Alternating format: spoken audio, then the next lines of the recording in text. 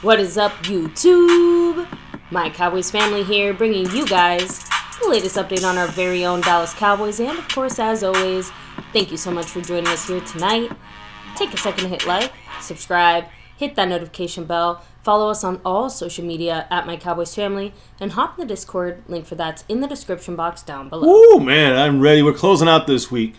Got some new champions to announce here, I'm sure, at the end of the stream. But nonetheless, that doesn't matter right now as much as, well, the gift dropped by the man staying skeptical. He gifted a membership to kick it off. NFL highlights. Congratulations It's a fantastic, on your lucky recipient, yes, there. of that. Skeptical fan, man. We'll go into that in a minute. He's leading the board right now, going for that back-to-back, so maybe it won't be a new, someone new to announce. But either way, I appreciate you, skeptical fan. Congrats to NFL highlights. We're going to get into all the shout-outs here in a minute. But we got these guys boarding a plane tomorrow. It's fueling up. They're going to be taken off. By the time we go live tomorrow with you guys here, kicking off a new week with some champions represented, like I said. Yeah, all of this our is Cowboys training camp will week. Be snug as a bug in a rug in somewhere OXNARD. in Oxnard, in the hotel, Marriott, I think it is. The point here is they're loading up to go defense, offense, the whole team getting on this plane and going to get to Oxnard for training camp 2023. Yeah, I mean, different phases of being underway. Yeah, it's underway, baby. You know it. I'm excited. You can hear it. I'm excited. I'm passionate. I'm ready. I'm hyped. It's been too goddamn long. Let's be real. Now, I'll pass the mic back to you, baby. I just had to do my little passionate intro. Much love to everybody in the house. Hitting that like, subscribing to the channel, the notification bell, and let's get that 6 and beyond. Now, before we can even get into the Cowboy news info and updates as we do here on the Nightly, we got to shout out some of the family here that keep the world going around on MCF. So, baby, I'll give it to you because you know who's repping it as the sponsor of the week. Of course. I mean, thank you very much. Yes. The membership man, the sponsor of the week, Skeptical Fan. Yes. Thank you so much, Skeptical. Appreciate you, of course. And I think he's currently also leading it, trying to go back-to-back as the sponsor of the week. Yeah, right? He's in first place on the overall board. He's won the last 2 months of gifting memberships. Star-level member. We'll go into that in a minute. But much love to Skeptical Fan, who has got 40, now 41 gifted memberships for this month, breaking all the records. He can go three-peat here if he holds it down for the rest of the month. Much love to Jason Renfro, dropping 4 memberships gifted to people here in the house. So appreciate anybody gifting membership. That's like the highest level of love to this channel, and appreciate everybody here who's in that. Drop those emojis if you're in the navy blue crew. You can always upgrade or stay in. It's up to you guys, but appreciate guys like Skeptical Fan, Jason Renfro, keeping it going to the membership side of things. There's other things to represent here, like Mark Hovsepian with 66 points currently on the stream boss. He's holding on to that, and he's had that, 17, 18 weeks into, out of like 19, 20 weeks. So he's been dominating that bar up there. He's still touching that green with 66 points. And of course, the king of the Cash App, Snug X. Much love to him. You know why he's here. And he's trying to go back-to-back because currently he's, got a tie in the lead. But currently, I got to say, this is the kind of, we discussed this earlier, we got a tie currently for this week in the Cash App side. And it's Justin Quarles dropping that PayPal drop there. The Q-Man. Yes, the Q-Man. And yes, it is a dead heat there. But there is a tiebreaker here. And it has to be that, the higher membership level. In this case, so Snug X in the navy blue, Justin in the silver too. Unless Justin somebody either edges comes him out. through and takes over, or one of the two breaks the tie. But either way, obviously that's the current lead. Yeah, that's the way that was like the first time we had to do a tiebreaker like this. So Justin has the lead here as we're going down the final stretch. Also, I wanted to say on the overall board, even though we talked about Skeptical Fan leading the way, he is not too far up on Mark Hovsepian, who's always at the top of these boards. So appreciate everybody here in the house with the love all week and beyond. Now, we also, there's the super chats, there's gifting membership. You can just jump up and join the membership. There's the thanks button, so appreciate everybody who's used that. But there's also 4 other ways, kind of in the Cash App crowd side of things. There is the Cash App, money sign, My Cowboys Family, the Venmo at My-Cowboys-Family, the regular PayPal link, and last but not least, the Streamlabs link, which lets your comments show up on screen just like a super chat. And we got to always shout out the star level. Palma, Bruce got the toxic juice, NFL highlights, Skeptical Fan always, staying skeptical, Always. Double R, Daniel Berry Sports highlights, Mike Aldana, even Leaside Herald, Billy Scott, Tavis Banks, He loves stopping by here. your side. Titan Anderson, of course, much love to you. Let's see, we have Andrew Ruiz, Cactus G, and the place to be. Meatball Ron. Meatball Ron.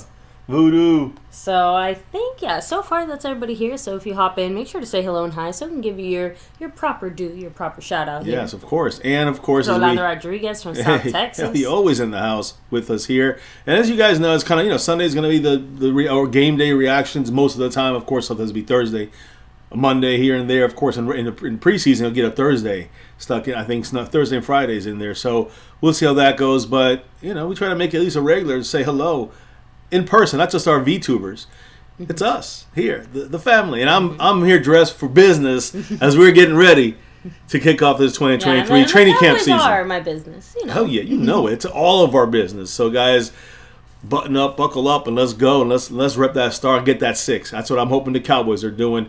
Tomorrow is a new phase of the season, which is only getting closer to week 1 and closer to hopefully the road to 6. Listen, we're a top 5, 6, 7, 8 ranked team in the NFL. Those teams win Super Bowls. I'm just saying.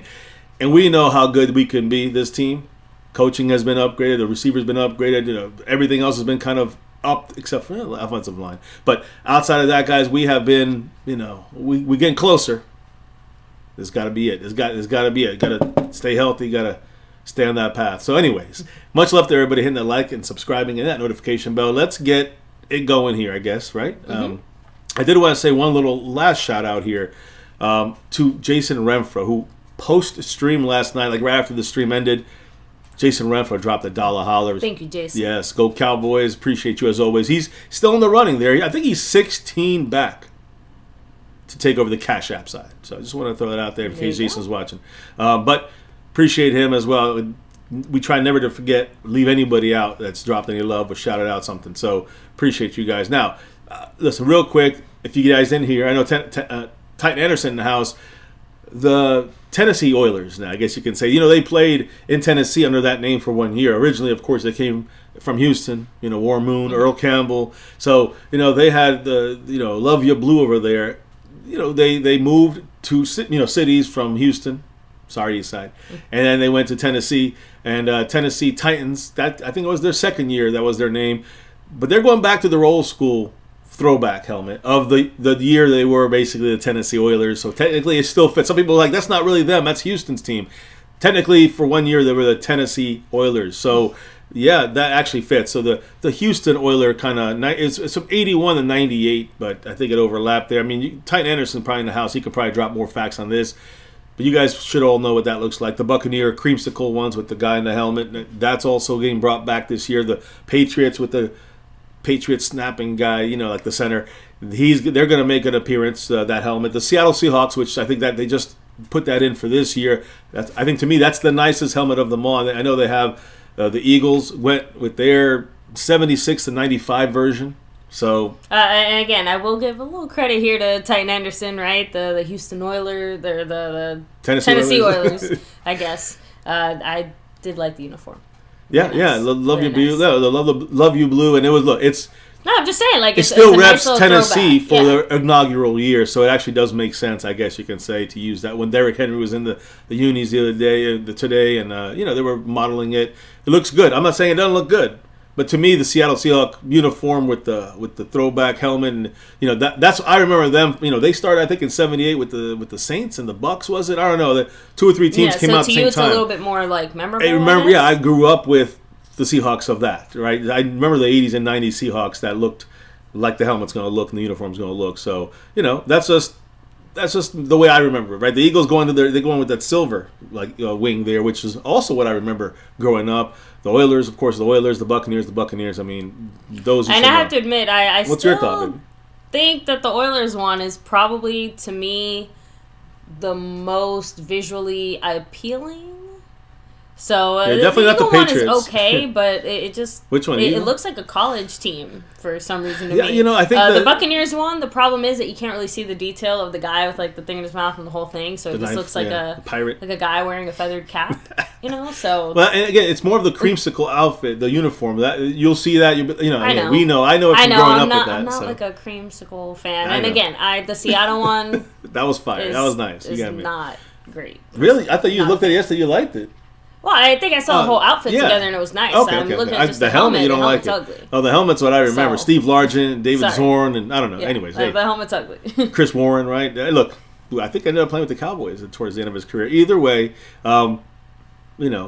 Look, the good thing is you can rep pretty much any single Dallas Cowboy outfit. They all look good. It doesn't even matter. That's the key. We're good. In the end, matter. Like, you can put us in any combination and we're going to be fine. In the end, the Dallas Cowboys got the nicest uniforms. Let's stick to that, right? As number one. Because that to me is, there's nothing. I mean, these, they make their runs try to make their runs at the top, but that's the top spot. Never. I don't think any team uniform can come close to challenging the Cowboys. It's and I'm hard, biased. Again, I think part of it too is just our colors are hard to mess up. You got to try really hard to make our colors and combinations look ugly. Yeah. Which I guess the seafoam pants almost did, but you understand it when it comes to the TV part of things. So yeah, it makes sense. So real quick, any quick comments on any of the helmets? I mean, just wanted to. Yeah, at least we touched on that already. Texas got new helmets.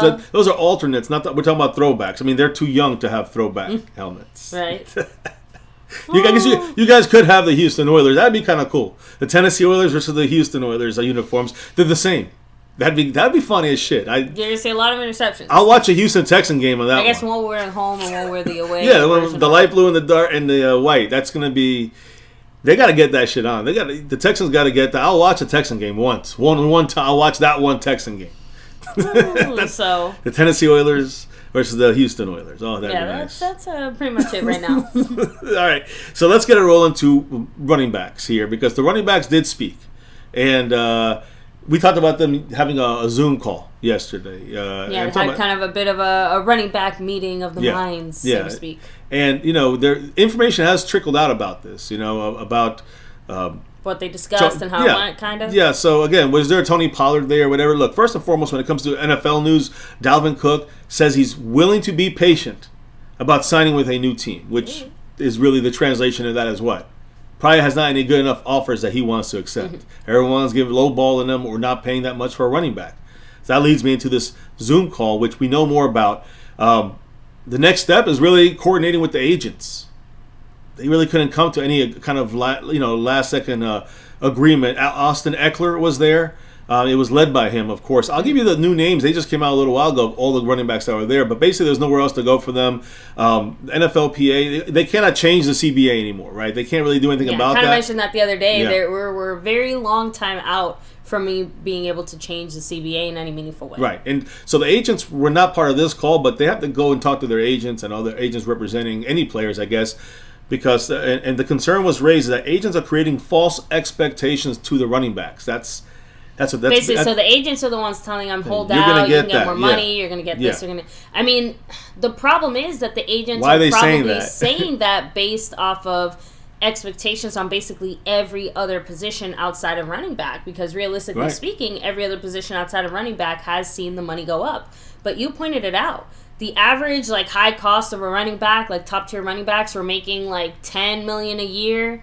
That was 10 years ago, and now it's 10.1 or something. It was 10.5. Now it's 10.1. I would say it's basically the same amount, maybe a little less. So even when you count inflation for that, that 10 million should be at 14, 15. Every other spot, every other position in the NFL has gone up at least 10%, 20%. Exactly, at least a few $1 million. Running backs went back percentages. That's unheard of. So that's what we call about quarterback market going up. That's the running back market staying there, going down. There's no fans bitching about that. But the running backs are, and we're going to talk more about it. But first, speaking of running backs and representation, we got to speak about the man, A. Lavelle, he dropping coming that through. Tony Pollard. Representing it. That's what I'm saying. Style. I just said we're going running backs. Mr. Lavelle makes kicks in the door with the 2-0. Our number one running back this year, Tony Pollard, holler. Dropping that there. By the way, Mark goes to 46 points.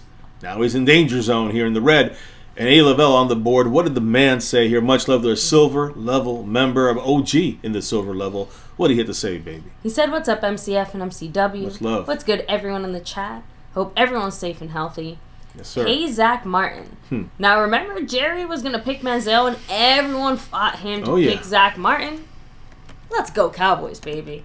So first of all, thank you so much, Mr. Lavelle. Appreciate you as always. And yeah, I think it is very easy to forget how many times Jerry's desires almost screwed us, right? Because Manziel is just one of a long list of picks. Again, Paxton Lynch is another one that comes to mind, right? He Jerry was dying to get him on the team. And that's what a disaster that would have been, huh? So just pointing out that, yes, the Cowboys have been very lucky that there are much smarter minds in the room that are able to look for these types of draft picks and that were able to scout out Zach Martin and say, look, this is a guy you can't pass up on. Listen, I'm going to actually speak on a little bit of Zach Martin when it comes to preseason. He deserves every penny. When it comes to training camp and preseason. So, yes, I mean, we talked about it in the last couple of days. So 100% agree. Now, I'm going to say a concern. I'm going to try to play devil's advocate for a second here. The concern that some people have is like, listen, you sign your contract, deal with it. You sign your contract and stick by it. And while I agree with that kind of general mindset in like the workplace, this is not the same situation. There's entertainment.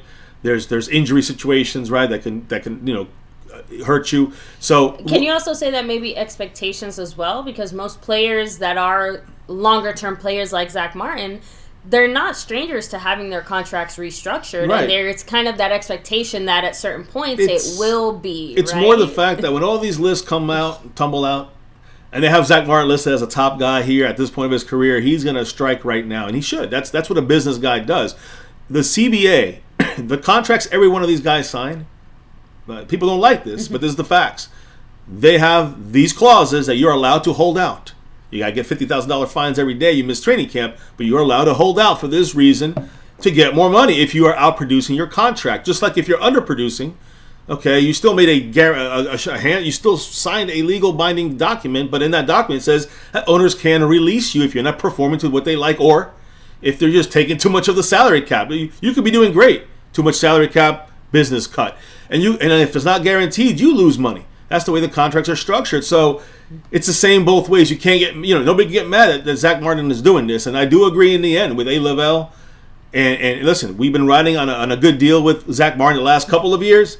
Now it's time to pay the piper. He doesn't want $22 million. He wants like 18, something near the top, not necessarily blowing out the best guys in the league. He understands, but I have no problem with giving this man what he deserves. And it's barely going to hit the cap in any way this year. Very little next year, maybe an avoidable third-year extension kind of deal. Maybe that would be that $5 million hit in a year where it's going to be up by then $80 million from this point. Easily deal, you get the deal done, no brainer, and we'll go from there. I mean, that's what I'm thinking. I hope I answered Lavelle's. To me, the Mr. biggest Lavelle's surprise comment. is just the fact that the Cowboys allowed it to get to the point where one of their biggest top stars is disgruntled enough that he's taking to basically social media and public reports to kind of get the ball moving again. Because Zach's side and the Cowboys side talked in February, and then nothing. So that means the Cowboys did not come back to the table, and Zach Martin eventually said this is disrespectful. They didn't take him seriously enough. They're like, hey, we'll get to it when we get to it. And it's like, excuse me, you're talking to me, the 99 man player, right? Me, the number one guard. I'm just trying to say that that's exactly what he's and that's what he meant. Now. Yep. This type of kind of accolades, it gives Zach Martin the momentum to turn around and say, look, I'm this, I'm that, I'm the other thing. The leverage. You have to negotiate with me now in a more serious way because now I'm threatening to hold out. And, by the way, training camp is like in 2 days. Here, tomorrow, right? He's got to check in by the 25th, his check-in date. But not on the 25th, $50,000. And he's got enough money, I guess, to hold out a little bit. He can afford it. For a little bit. Once you get into the season and you get killed, he's gonna lose $1 million if he sits out training camp. Jerry, like I said, I can't see Jerry allowing it to even get to Wednesday, so I'm really hoping that we hear something about Zach Martin, maybe being at the facilities tomorrow. We'll see. I know. Meeting with the Joneses. That's what we'll see. We know DeMarcus Lawrence is already out there. Yes. A little earlier. He's actually already out there. Yeah, right? I know there's a handful of players that do try to make it out to the West Coast.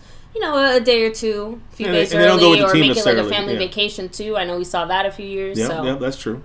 Now, I do want to say another thing here when it comes to the running backs. I'm not done because you have let me get this here. I'm sorry, guys. I just want to make sure here that now the next step from the running backs in this Zoom meeting is to talk with the agents and kind of on a call on their own, right? Mm-hmm. Just with them. And basically, the goal is to get agents to collaborate here, to get together, which usually are competing, right? So the value there is basically kind of you kind of switching up like negotiating strategies by the agents. But this is all kind of like fluff because it's not really going to change anything.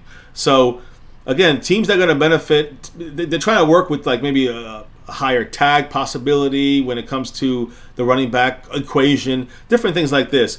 It's a fundamental problem. It's not going to change with just. I don't think it's going to change anytime soon. The running backs are going to be screwed for a while. And I want to stress on the players that were in this Zoom call. Was it Tony Pollard? In this running back Zoom call, there's a lot of star-studded running backs in this group here, guys. And the meeting was in conjunction with the NFL Players Association and Austin Eckler, who has a right to do this when you have a union there. So it was attended by star running backs like Christian McCaffrey, Najee Harris, J.K. Dobbins, Nick Chubb, Derrick Henry, Jonathan Taylor, Josh Jacobs, Saquon Barkley, that's not a surprise there, Aaron Jones, Joe Mixon, and Tony Pollard. Yep, Tony Pollard as well. Tony Pollard was in this discussion. Of course, he's a tagged player, $10.1 million. He's going to be in this boat next year, right around the corner. So he's definitely got interest in that. I can't blame him. I'm going to leave that there. Let me take a quick second here. Shout out the man, the lunatic. Woo! Shout out Much to you, love, man. man. We're here, brother. We're here. I know. Training camp. So exciting. Jason Renfro, much love to you. Much love. Hopefully the day gets better. Yes, sir, man. Hey, Cleveland we'll try to Brown cheer you in up the a little house bit. here. Indian Boogie. See, Karam Mawani. He has 2 years left on his deal, Karam. For who? Oh, yeah, Zach. Yeah, yes. This year and next year. 2025 could be the year we can put, if we don't keep him or extend him right, then we can put avoidable year in there and push a little money there if we give him the uptick in his cash now. Just saying. Zach Martin needs to be a Cowboy for life. Like, we need to ride I'm those just giving you the off that wagon. I'm giving you the very minimal. The very minimal is we need to do that. But I mean, there's always time for an extension next year. I was going to say, maybe that's one of the reasons, too, why the Cowboys almost didn't take it seriously, because to them, Zach Martin is maybe a 2024 problem. You know what I mean? Not a 2023 problem, but Zach Martin said, I'm going to make it a 2023 problem. So, yeah, I mean, look, he obviously is going to be a concern at some point, but like you said, you don't think about extending him or doing anything with a contract until you get to that discussion. And I don't think the Cowboys, like you said, they obviously were not thinking about that or had anything Zach Martin on their radar as far as contracts. Yeah, they didn't think that was going to happen, but it happened. They were talking about it in February, so they should have been a little more aware. That front office, that clown show, Listen, I got to get a shout-out going right now because we got Jason Renfro dropping a dollar holler here. Thank you, Jason. In the Cash App, but he didn't stop there, baby. Because that puts him 15 back on first place. He dropped another 2 after that, so 1-2 punch technically there. So he's about 13 back on the first place spot in the Cash App, which is currently a tie. But Justin Quarles edges out Snug X because of the membership spot there. And much love, Jason Renfro. Trickling up the board here. Go Cowboys, brother. Appreciate you. Just want to make sure I shout out both those drops. He just did a back-to-back, a 1-2 punch there from Jason Renfro. Now, running backs, and again, I think that we broke it down pretty well about all these running backs and the situations, and Zach Martin, which we will touch on a little bit more, I guess, just more of a passing note because we just went over it there. We jumped the gun on that, but that's cool because we're kind of just chilling here on a Sunday night as we're getting ready for the big kickoff, I guess. And it's not really tomorrow. It's really Wednesday is a big kickoff. And then the 31st of July is when they hit with the pads on. That's when it really gets going. But, we know week one, and we know that's when we really can't wait. We're just taking steps to week one right now. So just one last thing on the running back situation, and that's Saquon Barkley. Incentives right now, the incentives on a deal, and the potential promise to be allowed to tag him in the future. And I mean in 2024, is a key right now that may get Saquon Barkley to training camp sooner than later. So that seems to be the only. Be tagged? I mean, basically, yeah, kind of like a quarterback type contract where, Dak is not allowed to be tagged anymore, right? And the only players that get those are quarterbacks. Well, Saquon's saying, I want that promise as well in the contract, and then we can talk maybe on a 1-year deal or something like this where I can, I'll sign the tag. But you cannot tag me a second time. Okay. Kind of situation. All right. So basically there's other negotiation things that they're bringing to the table outside of just, hey, we're going to throw more money at you. Which just doesn't seem to be that's not working, right? Yeah. So it just looks like they're not able, no team's giving the money some of these running backs are asking for. So Saquon is looking for other types of concessions to the contract or just in general. So honestly, it kind of makes sense just because writing on the wall, I don't think holding out is going to do what Saquon wants it to do, and I don't think he has the money. $1 million. Yeah. I was gonna say I don't think he has the money to hold out. Like he has some money, I'm just saying, but it's still a much bigger, significant portion of his income, than it would be post contract, post tagging, post everything. Agreed. So 100%. Great. No, I agree there, and he has to find other ways to kind of massage this to benefit him in some ways than just keep asking for money because no one is giving. Yeah, not being able to get rid of that of those fines has completely changed the negotiation leverage here. So players really have to, again, you have to be in a Zach Martin-like position where you have already gotten paid maybe your first big contract or you've gotten franchise tag. The point is you have some money cushion to be able to flip up the bird and say fuck you. But if you're negotiating for that first big contract, it's not. It's most of the players in that position, So anyway, Zeke did it because it was his fines were waivable. That was before the new CBA. Exactly. But Zeke could do that because he knew he has a little bit more leverage. Now players have less leverage. Here, let me read these two comments. So as far as the whole leverage, the Lunatic said the NFLPA folded on a 17th game. Good luck to the running backs getting their wish list. And that's what I'm saying. I think that Saquon might have been born that night, but maybe not last night. So you just realized some concessions had to be made here, especially if he could have really budged him on the money. Yeah, and again, I don't think the Giants will be too bad about tagging him a second time because, I mean, I guess they could, but running backs are probably the only player that, again, you could get away with that. Just tagging them but out, at that point, you're still paying probably way too much for a running back. Well, again, and that's what Saquon. He wants to roll the dice out there in the free agency market rather than with the Giants, and he's already got to offer $14 million. I think that's pretty good for a running back nowadays. It's going to be tough. He wanted 16. Like I said, the running back market's just not moving in that direction. But DeLunatic said the clown show has not extended the MVP of the Cowboys, which is Dak. Meaning they will pay more after other quarterbacks set the market. Correct. So Zach Martin is par for the course. Yeah, basically, the way that the Cowboys are handling the Zach Martin stuff, that's why Zach Martin, he also knows the Cowboys. That's why he took to the media to make it public. Because he's like, we're getting that wheel nice and squeaky. Yeah. So yeah, and it's just like the Cowboys, the clown show, always is exposed when it comes to these negotiations. They never really win any of these. They've done a little bit better in the last few years as far as keeping some of this a little bit more behind the scenes. But last year was a debacle. Very publicly. Yes. Even restructuring DeMarcus Lawrence happened in a very, very public way. Just saying, the Cowboys, with the way they deal with stuff, even again this year better, but last year horrific. So it's not that long ago. It's really unfortunate for the Cowboys. We know this. 27 years of this misery.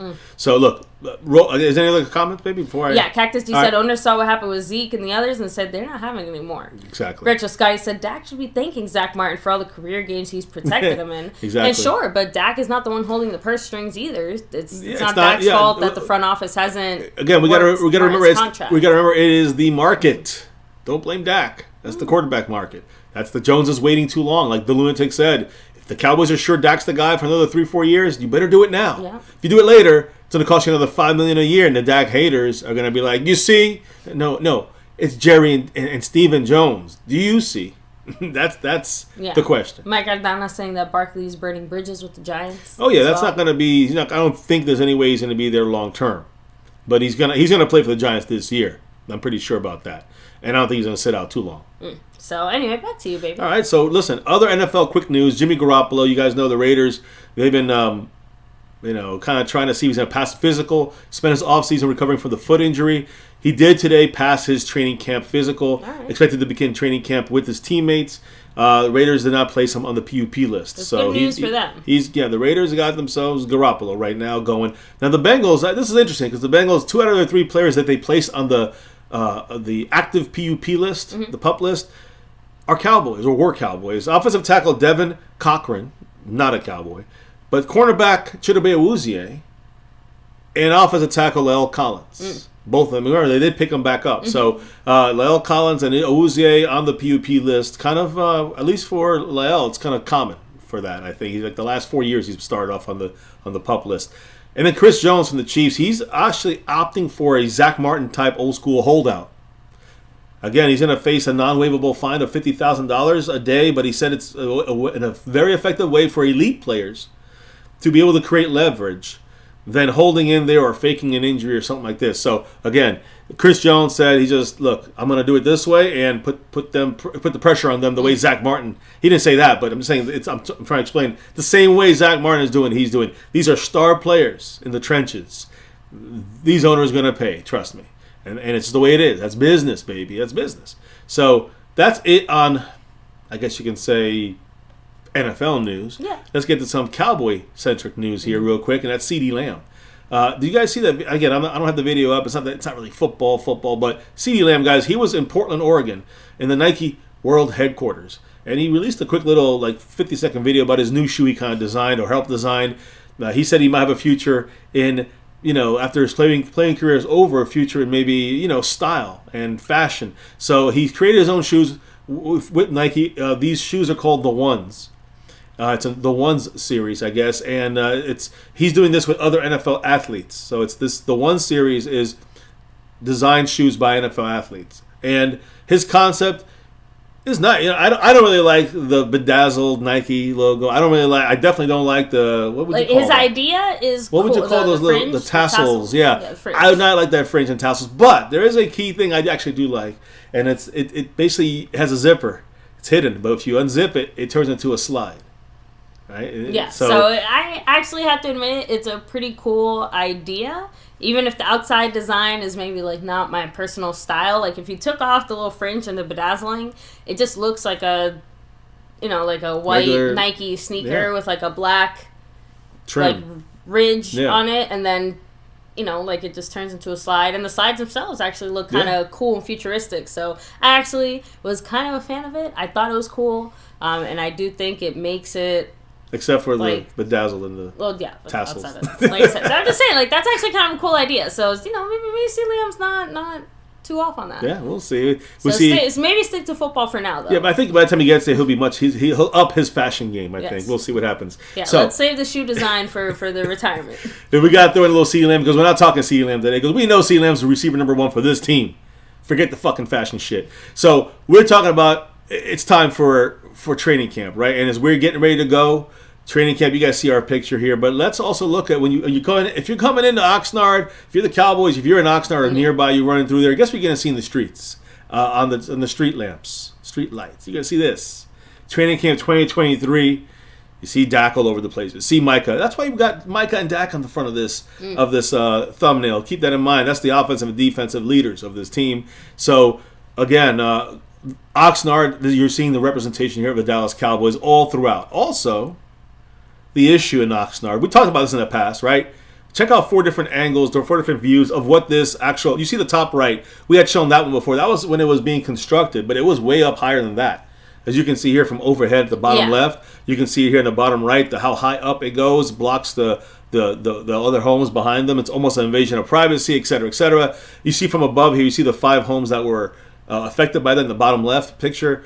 So again, you just get all the dimensions of it. That's one of the big talks there, I guess you could say, in Oxnard as far as issues kicking off this whole thing here. But any thoughts on this, baby, when it comes to whether it's the banners? That's pretty cool. All right, whatever. And then you got this situation, which it makes it feel like Christmas in July, just because those types of banners and stuff. I don't know why it reminds me of Christmas decorations. And the whole 411 platform thing or whatever, like you kind of mentioned. Whatever court cases or whatever complaints that the houses or the owners of these houses are trying to bring against Jerry, by the time it's resolved, training camp will be long done. Yeah. And I have a feeling that the Cowboys are probably going to do something similar, if not more so, for next year. Now that they have a better idea, however, they've actually look. Obviously, Jerry Jones is going to end up winning this in the end, but he might even pay a little bit out in a fine or some kind of settlement.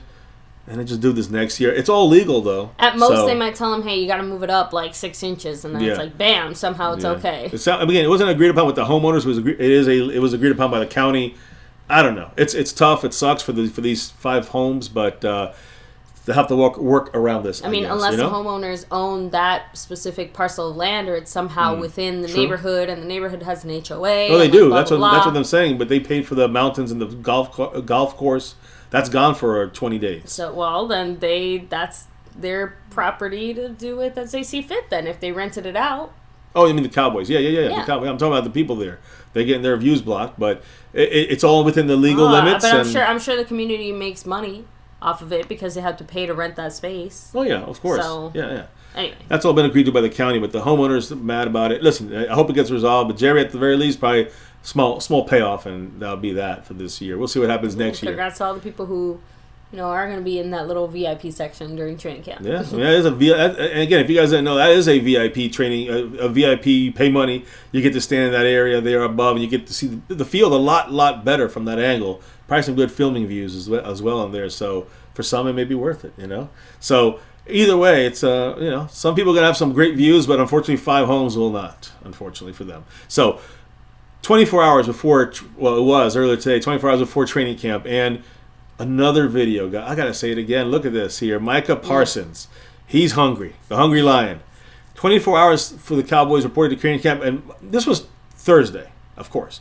But you'll see the new video again. New video once again. You'll see it here in a minute. Micah is taking no time off, guys. This is the difference between good and elite. The work you put in the offseason, it's nonstop for Micah Parsons.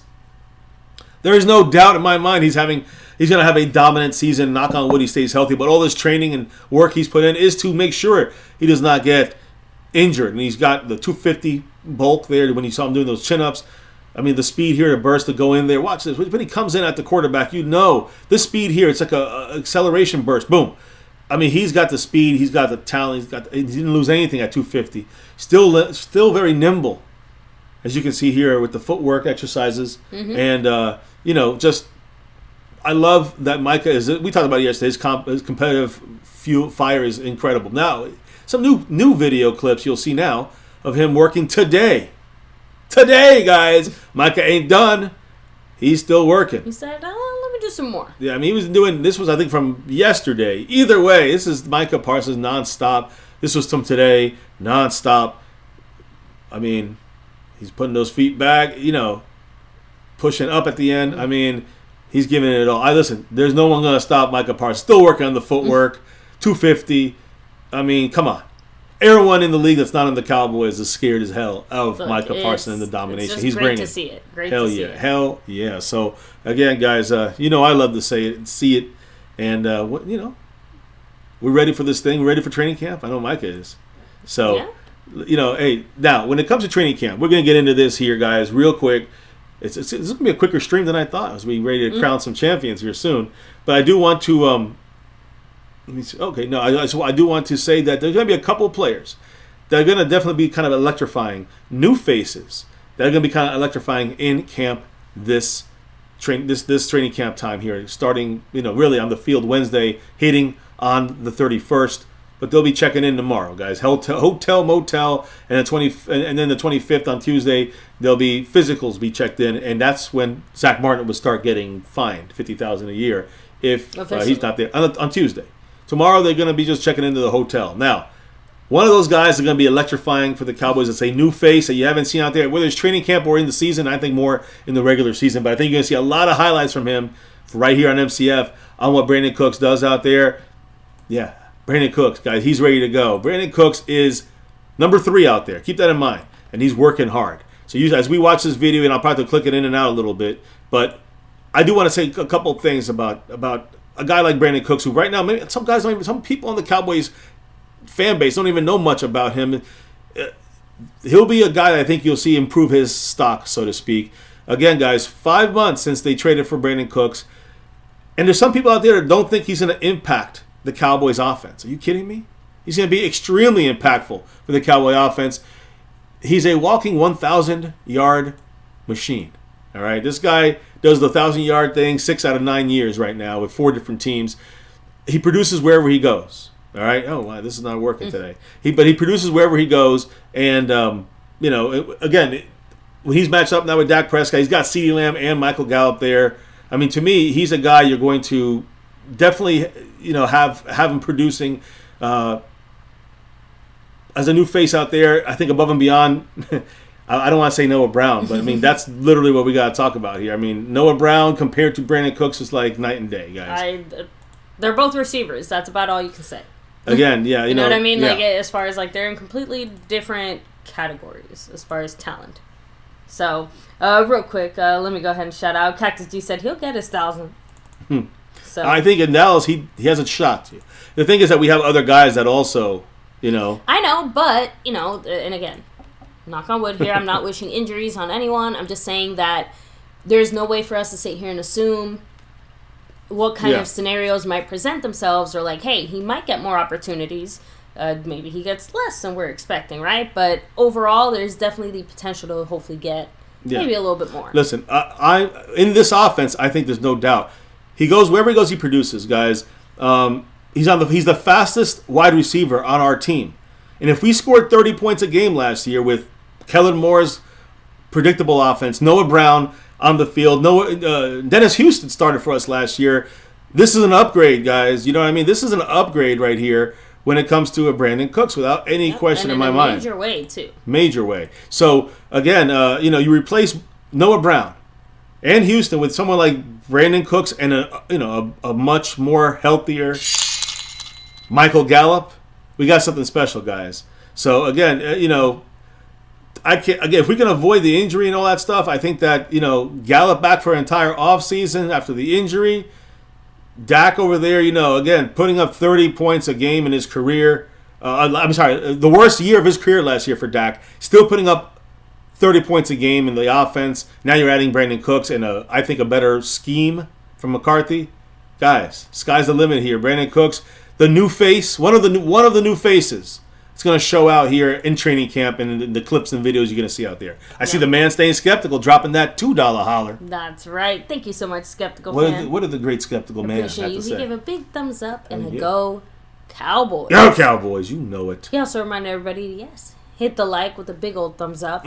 Subscribe down below, hit that notification bell, and so that way you never miss a live stream. Damn right, guys. Appreciate everybody in the house here. Appreciate the drops of love, showing the love here, and helping out the channel on the nightly, so we can do this on the nightly. Yeah, guys, cannot do this without your guys' love and support. So, especially those that do it here on a consistent basis. Humbled by the best fan base of all YouTube here, guys. So thank you, guys. But anyways, Dak with the three options now, we're back to Amari Cooper days. And I think even Brandon Cooks is an upgrade in our scheme than Amari Cooper in this scheme. Now, there's other guys to talk about, baby. It's not just, don't stop there. Don't stop. We got another guy we got to talk about. It's a new face. And he's going to definitely, this guy's going to definitely turn heads in camp, especially in camp and preseason. You know what I'm talking about? Little man Deuce Vaughn. Man Deuce, guys. I do think Deuce Vaughn in camp. Now, we're talking about training camp. He's going to turn heads. His stock should be at least, not about no preseason games, or he's going to get his chance. His stock should rise just on fan talk. You know what I'm saying? He's definitely, like you said, outside of that, he's already kind of a Cowboy fandom favorite, so to speak, right? And I'm going to definitely talk about more of the running back spot here in a short while here, but with Deuce Vaughn, he's going to get snaps. There's a lot of guys vying for snaps here. The Cowboys have added Ronald Jones, of course. They still have Malik Davis. Rico Dowdle's back from the injury. Deuce Vaughn's an all-purpose player. Remember that, guys. He was Big 12 Offensive Player of the Year. AP named him a first-teamer in 2022 with Kansas State. So he has every chance to really get a lot of the carries that are left over after Tony Pollard does his thing on the field. And in different red zone and short, and even, listen, in red zone situation, you get the ball to him in an open field, whether run or pass. That's a key here for someone like Deuce Vaughn. I think he could be a highlight reel in that sense. Not that he's going to be dominating the whole game, but he'll dominate in the red zone and in small spaces. That guy's going to create space, and that's what I love to see from him. So Deuce Vaughn, I expect big things from him this year, and not that he's a starting running back kind of big thing, but he's going to be that bump we need in some of these situations, whether it's in the red zone, whether it's needing to get a pass out there on a critical down. Not going to be just Tony Pollard, although Tony Pollard will be doing about 70% or more of these snaps. But Deuce Vaughn's going to have a chance to show something here. in training camp, in my opinion. And it's going to take the hype even farther. Let's put it that way. We'll see what happens in reality, right? Now, another guy who I'm excited, the third new face here, and the final one, before we get to our last topic of the night, and really of the week, right? Before we get ready for training camp tomorrow. Again, to me, it's here. Like, I know it's not exactly it, but to me, this is like the official, like, man, that's it. After this, there's like football. Buckle up the chin straps, baby. Let's go. That's what I'm saying. We somehow made it through this whole offseason. It felt like an extra long offseason, but we're back at it, guys. Here at MCF, we've been rough. It's been a rough offseason for our channel. I was gonna say it's been a rough offseason. I was gonna say the first half was definitely much slower going, I think. Yeah, rougher for sure. I think post-draft has been, I think, a lot. I don't know. I feel like after the draft, things just kind of sped up. We've been working our asses off here on MCF, and you guys been busting your ass here, with the love and the thoughts and the comments. So I appreciate everybody here, part of this thing as we get ready now for the real deal of the season here kicking off. And the third face, new face, another rookie, the first pick, Mazi Smith. Mazi Smith, guys. People forgot about this guy already. Trust me. We talk about the defense. I'm talking about Micah Parsons working out, dude. Mazi Smith is such a major piece for us with Jonathan Hankins in the middle. First round pick, Mazi Smith this year. Huge addition to the defensive line. He's going to push guys like Mohana either to get better or off the team. And, Carlos Watkins kind of guys, you're going to see, is he going to have a use now? Is Mazi here for him? Is Gallimore here battling? It's going to be definitely get interested to keep an eye on that interior defensive line, the defensive nose tackle, 1 tech, 3 techs. That's what we're looking at when it comes to that battle. Mazi Smith changed the game there. And with him and Hankins is here just a teaching year, but also, valuable year if they could keep him in the rotation somewhat, Hankins. But with Mazi Smith learning, I think that's going to be a vital growth for him as well there. He's a run stopper, a run stuffing defensive tackle, nose tackle, basically, guys. Cowboys needed someone like this desperately for more of a long-term kind of thing. Defensive line is loaded. To me, it's complete for them. We got to get that 3 tech going, right? So Osa got to get up there, wake up, and, I know sometimes we'll use a combination of both the big guys in the middle of Hankins and Mazi, but I'm looking forward to see what this new face here, Mazi Smith, on that field is going to do to training camp. I'm not talking about games right now. They're going to probably, give him some snaps here and there, but he's a first-round pick. They're not going to give him like a whole game to play. Those are for the depth spots. You're going to see those guys playing out the game. Mazi is about what we're going to see in training camp while he's on the field and he's working with these other, some guys. When Zach Martin gets back, it's going to be a great battle to see. So with Hankins back, inside, on rundowns, that's going to be a great combination. I hope Osa can do his thing on pass rush downs with DeMarcus Lawrence inside. And you got Mike on the outside with like a Sam Williams. You also got Fowler and Armstrong if you want to go in there instead of a Sam Williams. So there's so many options for the Cowboys that I think we're sitting the best we've been on our defensive line in years, without question, in my opinion. So I'm looking forward to those 3 things. Any quick comments on those guys from the chat, baby, or from yourself? If you have any comments, personally, I'm just saying you kind of said cool. Yeah, everything. And I mean in a mean way, saying that I really genuinely don't have anything to add other than I have to double, triple down agree as far as the general depth and health of our D-line. It has been a very long time since we've had that specific combination of all those things. And most of the guys are generally healthy, and the talent level overall on a baseline level that's what's crazy. Has really jumped up. On defense, we were already basically an elite defense. We added more elite pieces to this defense. I know. Hit up the chat. Let's see what the family got to say. So, Cactus, you said this is the most competitive camp in like the last 30 years. It definitely feels that way. So, let me see. Karamawani said, Mazi run defense will help this team out. I mean, so much. We talked about it helps the run and the pass. Yeah, but it's going to be really exciting to see Tony Pollard, I think, in certain scenarios. Obviously, on the offensive side and defensively, it's going to be really nice to not see teams running all over us, making fools of us, because even our great defense got by quite a few running games. When Hankins was in there, things got better, and this Mazi is basically the Hankins eventual replacement. Exactly. I see Mr. Dunn saying Hankins, he hopes he can hold up the whole year. I agree. But I also believe, just like we have guys like Malik Hooker, who sometimes needs a little bit of rotation to maybe stay healthy the whole year, I think Hankins is a kind of guy that he won't play all 3 downs. You know what I mean? He might be banged up here and there. He's a little older, but he just needs to stay in there long enough to help 20-30% of the snaps. Mazi takes the other 20 or 30%. We're good. That's what you're going to see from that position. Sometimes they'll overlap a little bit on rundowns. and keep Hankins healthy with someone like Mozzie Smith who's going to be learning. Both guys need to limit their rotations. One guy because like Mozzie is learning, one guy like Hankins because we don't want him getting hurt. So good catch there, Mr. Dunn. You see, Dulutic saying just having Dak go against our defense That's will great. improve the team. That is fantastic too. So when people see a lot of interceptions, they're gonna, oh, here comes Dak throwing picks, guys. See, Mr. They Dunn take said, risks in training camp. Mr. Dunn said, I disagree. We haven't been an elite defense because teams have been running on us when they want. I said almost elite. Is about to stop all that. I said almost elite defense. And I think when we had Hankins, it was elite.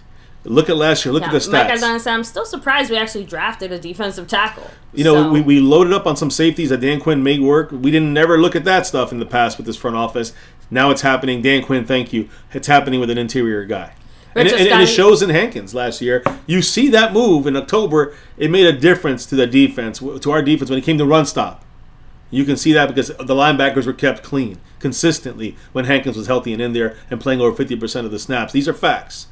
Same thing with Mozzie. Now you had two guys in there rotating. You just got to keep these guys at 50% in the game, and you're going to keep LVE and Damone Clark clean as, their jersey's going to be nice and clean. We'll make a lot of run tackles, a lot of stops in the running game.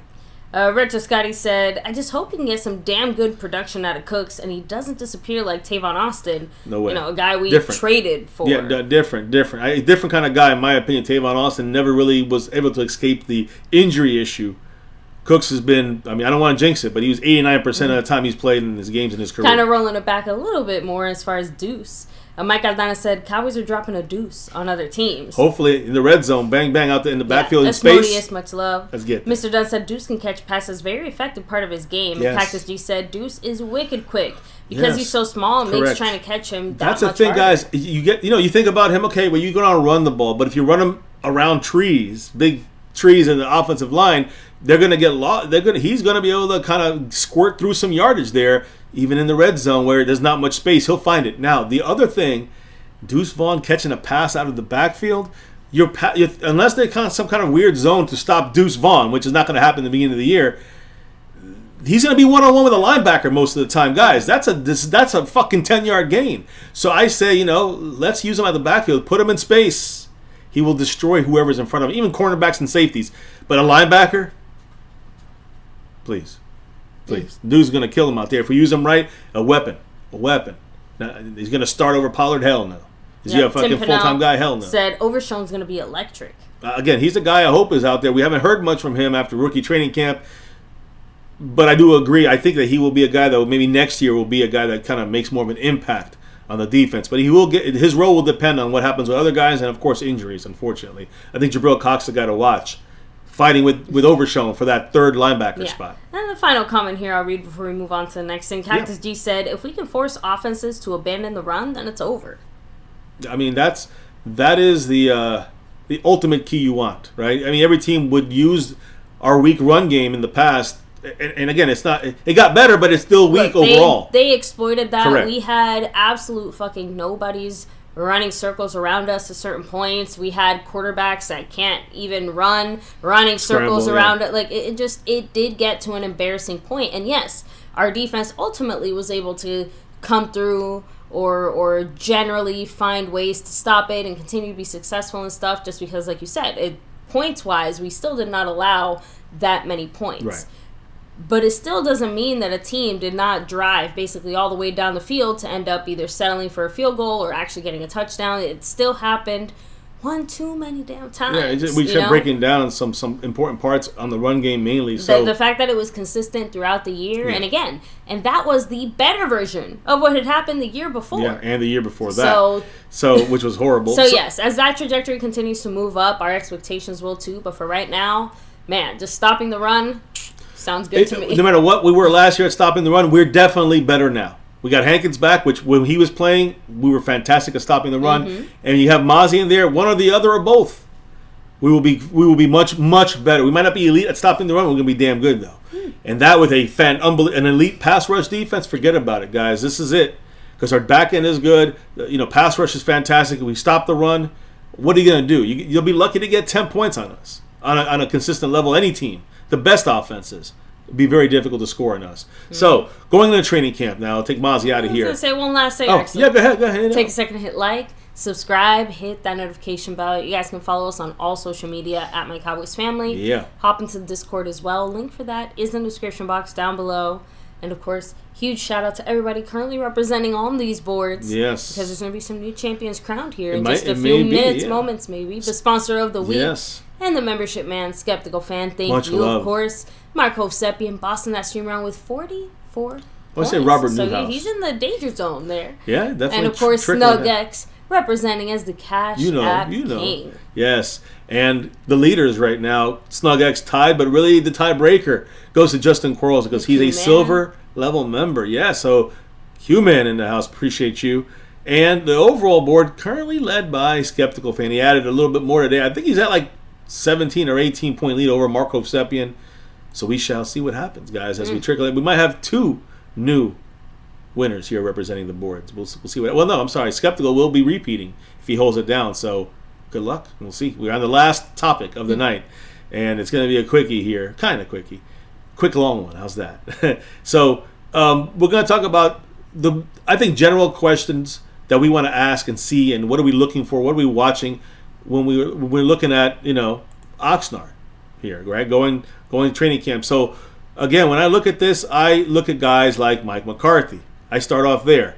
All right. How much will Mike McCarthy try to really truly change up this offense? 30%. What differences in the offense can we expect with Mike McCarthy now that he's taken over play calling? Are we going to see a lot of this in training camp? Everything is new in training camp. For us to see McCarthy calling plays is brand effing new.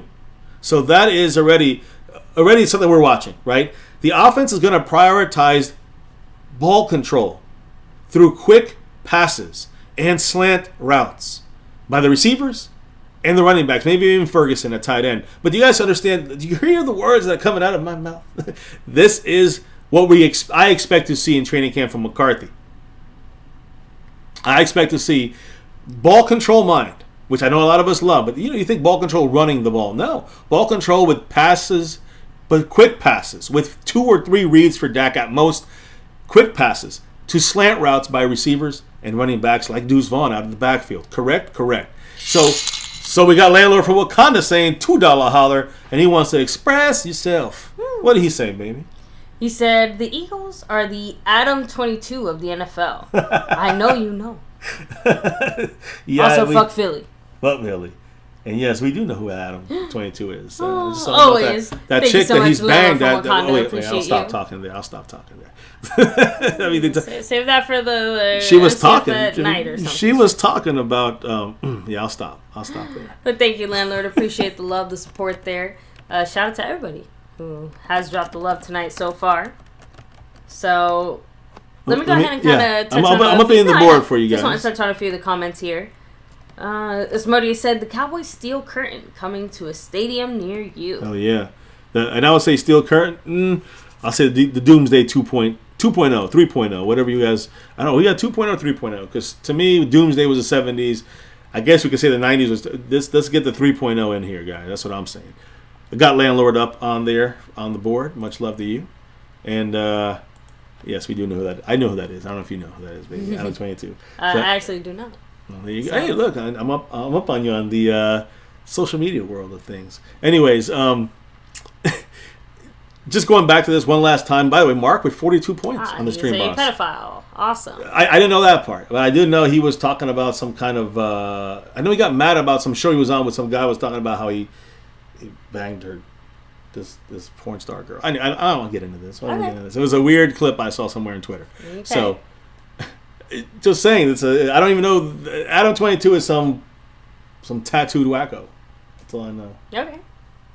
All right. Anyways, back to talk about this our here. tattooed wackos. Well, these guys aren't that kind of wackos, thank goodness. But look, the point here is this: what's the result of this by McCarthy when you're looking at quick passes and quick slant routes by the receivers, running backs? The result will be coverage mismatches and open space for the running backs like Deuce Vaughn and Tony Pollard to create stuff out there in open field. Receivers to make the yards after the catch. You guys feel me on this? This is what the whole offense is going to... I know it's only 30%. This is it right here. And this is what I expect to see in the coming days here and weeks of training camp. Behind the scenes. Now, during the game, you're going to see some of this in the preseason. games, but you're not going to really see it. Like, you're not going to see the whole offense exposed here. But in the training camp side of things, you're going to see a lot of things tried, a lot of new things, and they're going to use a lot of these things. So, again, coverage mismatches, open space for running backs and receivers to make these long runs, and make sure you keep an eye on whoever may be the fullback. Don't know if we're going to have a fullback. Hunter Lipke, will it be someone like Ronald Jones? I don't know, but in this West Coast offense that McCarthy kind of keeps talking about, the fullback plays a very important role. Catching, blocking, running. Lipke can do that, so that's another kind of matchup to kind of keep an eye on. But let's keep it going here when it comes to the running backs there, okay? Because, again, we talked about Deuce Vaughn already. But I kind of want to talk about Tony Pollard real quick. And I guess not even Tony Pollard. Let me talk about this. Malik Davis. Now, I know I'm showing you Tony Pollard right now, but running back Malik Davis could be in for a kind of a breakout season if things go right. He was out there, right? He's out of Florida, but he was out there and he was working hard. I think he actually went along, positive actually. He went along to Dak Prescott. I should put the other thing up with Dak Prescott on his Atlanta trip. But he was one of the running backs that was there with Dak Prescott. So keep an eye on Malik Davis. He kind of has a new attitude, it looks like, guys. Could be the guy behind Tony Pollard. We talk about Deuce Vaughn, but I think Malik Davis has the better chance to be behind Tony Pollard. But it's an interesting battle when you look at this in training camp, how it's going to shake out. Because, again, last camp, right, Dowdle was injured. Now we have Dowdle back. We have Ronald Jones in the house. We got Deuce Vaughn in the house. So now he has more competition behind Tony Pollard. He's going to have to fight. All these guys are fighting for reps. So there's really no clear front runner as their backup running back for the Cowboys. So we got to see it, right? It's not just Rico Dowdle now versus Malik Davis. That was what it was last year. Yeah. Now it's Malik Davis versus all of these guys. So you got to think about that. And baby, remember we talked about Malik Davis's issue when it comes to touches leading up to the playoff game and the Niner game. He didn't get many touches. That game was kind of put in the doghouse. And he was pissed about it. So you got to be realistic about Malik Davis's situation and expectations by the front office. But I'm watching this, right? I got to see more from Deuce Vaughn before I can say he could be the second guy. I got to see more. I mean, I don't know if Ronald Jones has anything in his tank left. And, Dowdle, is he going to be okay? Injured 2 years in a row with the hip issue? So Malik Davis, to me, I think he could break out of this group. But I got to see it before I call any of these guys the backup to this guy, our starter, Tony Pollard. So we'll have to wait and see, guys. I think, the experience of Ronald Jones is important. The speed and unbelievable quickness and ability of Deuce Vaughn is important. I think we know what Rico Dowdle can do on special teams, and we know he's consistent as a running back, a backup. But is he going to get over the injury? And then, of course, Malik Davis, I believe he has the ability to do the same thing, if not more than Rico Dowdle. But that's something that the Cowboys, they like his attitude. That's going to be all looked upon here, guys, as we go into training camps. So that's something to keep an eye on and eyes open about, in my opinion. Now, let's also talk about this guy here, Jalen Tolbert. Jalen Tolbert, guys, again, who's the number 4 wide receiver for the Cowboys? That's what I'm looking at going into training camp. That's one of the questions. One of the thoughts I have here about training camp is we know number 1 is CeeDee Lamb. We know number 2 is going to be basically Brandon Cooks in my mind. Number 3 is Michael Gallup. Either way, 1, 2, 3, 1, 2A, 2B, I don't care. Those are our top 3 guys. Training camp ain't going to tell us anything different as far as that's concerned. But who's the number 4? That's the battle. Training camp, we're going to watch Jalen Tolbert. I believe he's got the inside track over Simi Fehoko and the other guys, although there's other guys to beat out as well that are kind of, underdogs, kind of like Dennis Houston last year, right? There's no real immediate alternative to Jalen Tolbert in the reality situation here. So, again, last year it was a reminder you have to adjust. So you can't write anything in stone here, but I think he's got he's the inside track on this thing. Can he get beat for that 4th spot? Yes, but who are the guys going to beat him for it? And here's my question. Simi Fehoko. I guess he has his best chance. Cavante Turpin, to me, is a different type of receiver. I agree. So I don't know if they're really competing there. Dennis Houston, I think Dennis Houston, we saw what happened when he started last year. It was horrible.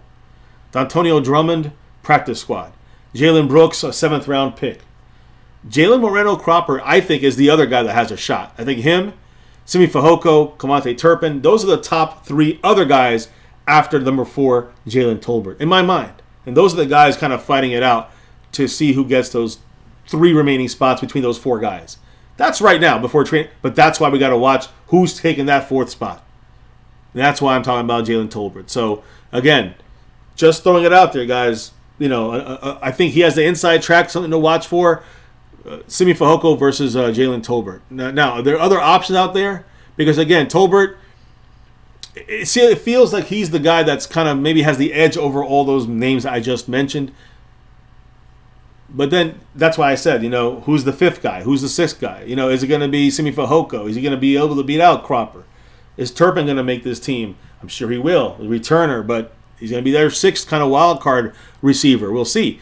Fehoko, to me, seems like a guy who is safer than not than these other guys here. The biggest question, I think, is Kawante Turpin on offense. How much will we use him? And also if Cropper can be like a Dennis Houston and beat out someone like a Fehoko this year. We'll see, guys. In training camp, it all changes. So, there's also always that possibility. Robert Hunt said, do you think that the Cowboys will bring in one of those free agent running backs or a cooking company that would cut into some of Pollard's usage? Yeah, they're not going to spend. I don't think they're really not interested in Cooks. I mean, in Dalvin Cook. They're not interested in really Zeke or anybody out there, right? That's out there. Leonard Fournette. Cowboys have been mum and quiet on that, although Brian Broaddus said maybe look at running back, maybe look at linebacker. I still say what about left guard? So anyways. So in Texas Twister, what's up? Hello. Let me see here. Retro Scotty, have a great night. Much love. Let me see. And Frank Moyer as well. Let me see. No, just let's keep on rolling, baby. All right. So tight end battle. Tight ends, right? We got Jake Ferguson, Luke Schoonmaker. Those are the 2 guys. Listen, both these guys were in Dak's Atlanta getaway. So there was no Hendershot. He's kind of regulated as the number 3 guy. These are the 2 guys that are going to be, I think, fighting it out in training camp. So Jake Ferguson, guys, to me, de facto, penciled in, quote-unquote, starter for the Cowboys, number 87.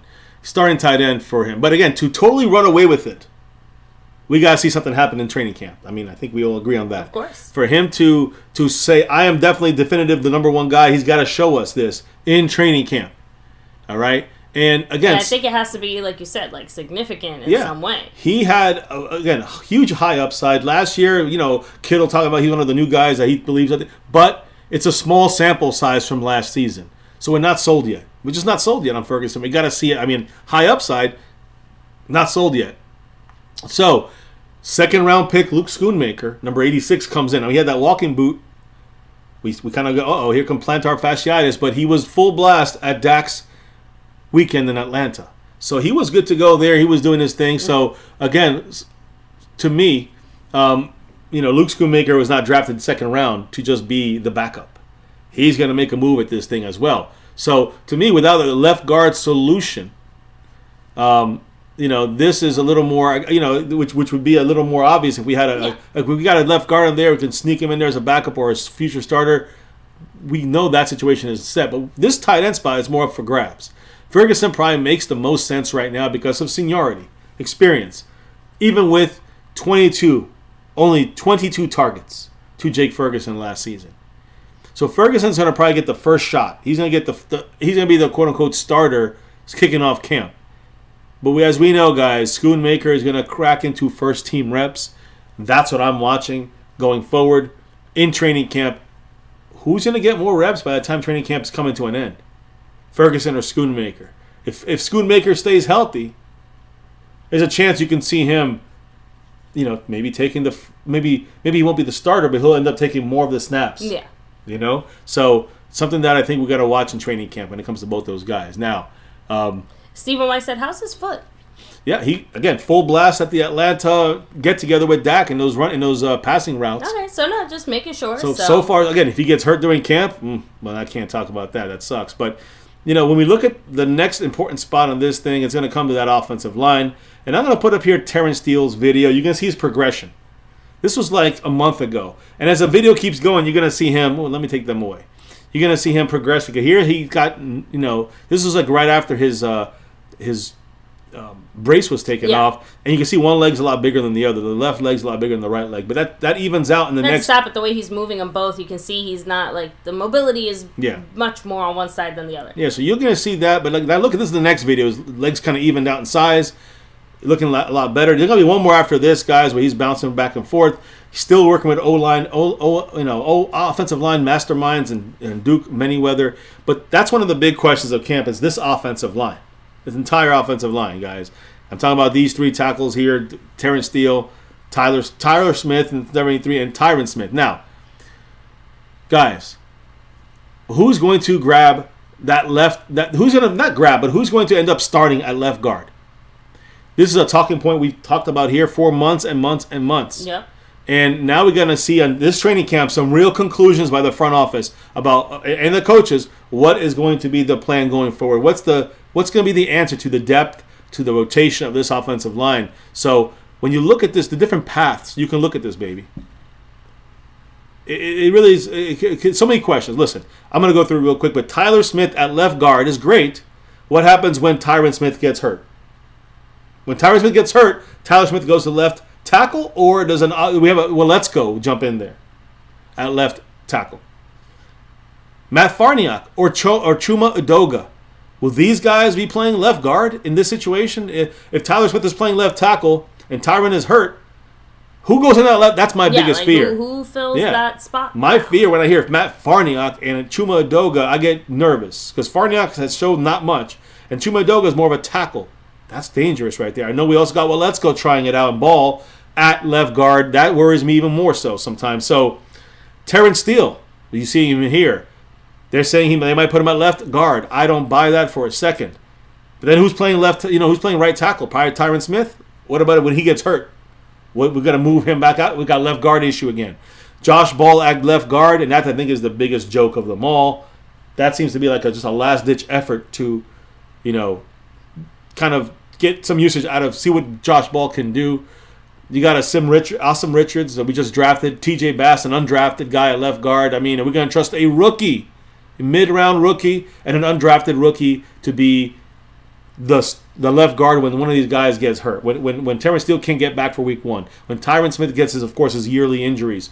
I'm just saying, guys, there's a lot of questions here, a lot of musical chairs, a lot of various kind of combinations, right? That makes offensive line look solid on paper when you got the starting 5. We're at top 10. But almost always it seems like someone's going to be out. All right? So, again, to me, guys, it's if you're looking at the worst case scenario, which I always got to look at when it comes to this, to me, when it comes to this offensive line, you got to always be thinking Tyron Smith's going to be injured. You got to think, with Terrence Steele be able to get back in time. I mean, Tyron Smith missed games in each and every season since Dak has been with the Cowboys, since 2016. Terrence Steele, is he going to be healthy and ready? I mean, he's looking closer and closer. Maybe he'll be back week 2 or 3. Maybe he'll make it back for week 1. It definitely looks better, but it's still a question. If he's not there, then then Tyron Smith's got to play over there. We got the same question. What do we do at left tackle or left guard? So in training camp, guys, we got to see this shit kind of come together. What's the Cowboys coach's plans? Mike Soliari, the new offensive coach. Schottenheimer, who's going to be doing a lot of the running stuff and working with the offensive line. Mike McCarthy is going to be calling the plays. What you're going to do with us here, with these guys? Awesome Richards, the rookie. Mm-hmm. People are asking, what about, can he be like can he play left guard, let's say, the same impactful way that Terrence Steele plays, right tackle? Right now, at this point of their development, according to most people, Awesome Richards is further along than Terrence Steele was at this point of their careers. And I also think he has a better coach in Soliari than he did with, what's your guy last year? Philbin. Yeah. So, or 2 years ago in the beginning of this. I was not a fan. Yeah. So again, to me, guys, I think that Awesome Richard will end up playing a lot of left guard. I just don't trust the rookie, like I said earlier. And again, he might have to go in there and play, but is it going to be him or Farniok? Do you guys feel good about any of this shit? Because I don't.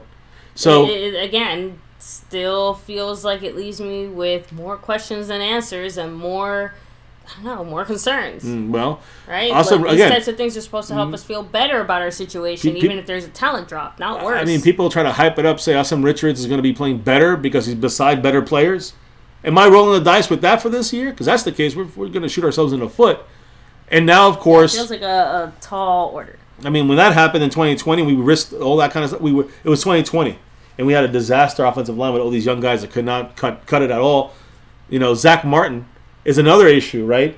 We're already worried about the left guard. What about Zach Martin in this whole thing here, guys? That, to me, is, again, we got to bring it up. Zach Martin not being... No left guard if someone's hurt. Now no right guard if he holds out. So, very crazy stuff going down here. To me, this is one of the biggest things I'm watching this entire camp is what are we going to do about this offensive line.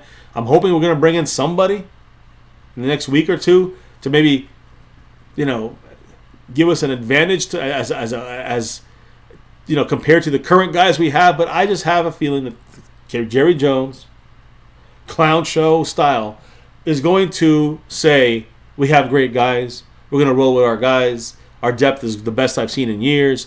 Expect to hear the clown show start saying that kind of shit. So, look, the concerns, I discussed this already about Tyron Smith avoiding injury. It's not going to happen. We know this.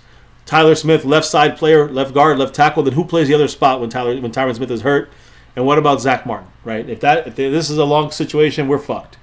Zach Martin knows it. That's why he's doing it. And I also believe, guys, that he may not start off in training camp. He might not start off there, which is not the worst thing for an experienced player like Zach Martin. But I believe sooner than later, the front office will pay Zach Martin what he deserves, and he will be back sooner than later. Is my only point of training camp. So we might get some of these guys getting some opportunity, some reps at the right guard spot. Now we want to see, but that seems to be where we're going to go this first week, and I think then Zach Martin, if not already, will be there within a week. That's my prediction. That's my hope. That's my thought. So, when it comes to the offensive line, a lot of things, guys. On paper, if all 5 guys are there, fantastic top 10. One guy gone, it goes to shit. One guy. We got 3 guys right now we're not sure about. I mean, look, I know everything Tyron counts. Smith, Terrence Steele, and Zach Martin up in the air. Up in the air. I was just about to say, I know every team counts on their starters, but it does feel like we're putting all our eggs in a singular basket. And even though it's a few different baskets, technically, but still. So, let me see here. Rolling back. Tim, I think he's having some kind of a personal family situation, if I'm not mistaken. So, just wishing him the best right now. To him and his family, rough times. So, the lunatic throwing out there. Plus, the roster cut down happens at the end of the third preseason game. There's going to be a mad scramble to sign potential cuts from other teams. Correct, but so now any kind of viable signing or whatever, we put ourselves in a more difficult position to maybe get. Or we're going to end up paying more, maybe. Well, yeah, remember, got Mary Alvarez, star level member, guys. Ooh. And she's been in there for 6 months. Appreciate you. She's already in the star level. What did she say with her comment of the month? Hello, everyone. Hope everyone's doing great. As always, go Cowboys, and hope everyone's having a blessed night. And God bless you all. Go Cowboys. Thank you, know Mary. It, Mary. Thank you, Much Mary. love to you. Appreciate you here, repping that star in the star level membership here for our Cowboys. Let's get that 6 and beyond. So, yeah, I mean, I kind of forgot what I was saying here for a second. Just offensive line worries me a lot. That's all I'm going to keep it out there. Yeah, no, it just, again, we're basically specifically just one. Depth. Yeah, we're one guy away from having the whole house of cards kind of come tumbling down. Flop on our heads. So, but yeah, I mean, that was... So the roster cut down. I was going to say, anybody you pick up, like after the third preseason game, it's like you got to rush them in there, and they got to be... I mean, you can get a deal, but... Now they got to learn the scheme, the offense. I'm not saying it can't be done, but do you going to trust that guy to start? To possibly start week 1? Because, again, week 1, will this guy be there and Terrence Steele? I believe Zach Martin will be there. I believe Tyron Smith will be healthy, I hope. Knock on wood. Last year, he got hurt at the end of the training camp in Oxnard. So, I mean, in Dallas and in Frisco. So, to me, it's all about, if we stay healthy, and we, of course, keep Zach Martin on the field, Terrence Steele's the last question. If he's there week 1, we got ourselves... full blast starting, a top 10 offensive line in my mind. That's the if, though. That's the if. He comes back week 3. We might have lost Tyron Smith by then. Now we still got the same problem. Who plays that guard/tackle spot? And that's the last part of this I wanted to say on offense before we get to the defense. And I don't have a defense has no real big things to look at. We're fantastic and solid. Talked about Mozzie Smith already. But the reserve swing tackle. That's the question. Who's going to be the guy that got to come in? Let's say we talk about guard and the issues. What about tackle? Because if the Cowboys keep Tyler Smith at left guard, if they keep Tyler Smith at left guard and Tyron Smith goes down, and they keep him there after he goes down, then who goes in as the left tackle? So you go to the offensive line, guys, and again, we have 3 tackle options right now, which, again, Terrence Steele, they're talking about maybe even left guard. Right guard. I don't believe that for a second. But, again, guys, to me, you got a guy like